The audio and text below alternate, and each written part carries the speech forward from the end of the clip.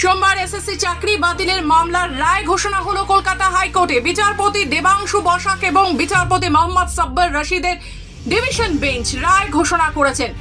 এসএসসির মামলায় 25,753 জনের চাকরি বাতিল করা হলো। 2016 সালের প্যানেলে চাকরি পেয়েছিলেন তারা। প্যানেলের মেয়াদ শেষের পরে যারা চাকরি পেয়েছেন তাদের বেতন ফেরত দিতে হবে। এসএসসির নিয়োগ প্রক্রিয়ার অনেক ওএমআর শিট বা উত্তরপত্র এসএসসির ওয়েবসাইটে আপলোড করা হয়েছে। যেগুলো এখনো আপলোড করা হয়নি সেগুলি দ্রুত আপলোড করার নির্দেশ দিয়েছে আদালত। উত্তরপত্র যাতে জনগণ দেখতে পান সেই ব্যবস্থাও করতে হবে।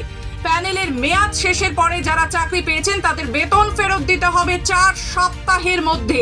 আদালত জানিয়েছে এসএসসির প্যানেলের মেয়াদের শেষের পরে যারা চাকরি পেয়েছেন তাদের জনগণের টাকা থেকে বেতন দেওয়া হয়েছে।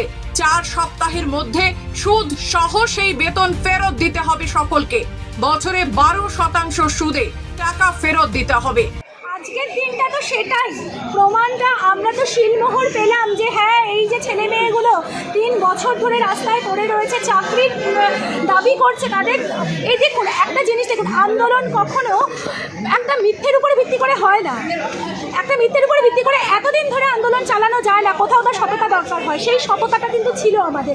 আমরা তো আগে গেছিলাম পার্থ চট্টোপাধ্যায়ের কাছে বা শিক্ষা দপ্তরের আধিকারিকদের কাছে, সেটা কুকুরের মতো ব্যবহার করা হয়েছে এবং বলা হয়েছে তোমরা কি যোগ্য, তোমরা কি জন্য এসেছো।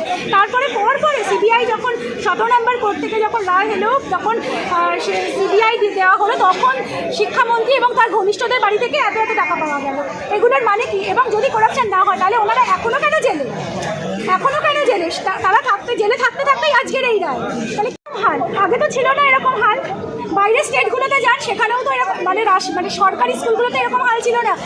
কোথাও তো জনমানুষে তো এর রিপারকেশন আছে যে ভুয়ো শিক্ষক দিয়ে যদি পড়ানো হয় তারা যে শিক্ষিত ছাত্র করবে, তারা মানে মানুষ তৈরির কারিগর, তাহলে কি তারা কারিগর করবে? সেই জন্য প্যারেন্টসরা, মা বাবারা সেই সরকারি স্কুলে দেওয়ার মতো তাদের মানে রুচি হয় না যে ভুয়ো শিক্ষক তো সব। আজকালকার তো শিক্ষকদেরকে তো কেউ সম্মান সেইভাবে তো করতে দেখছি না। এটা একটাই কারণ।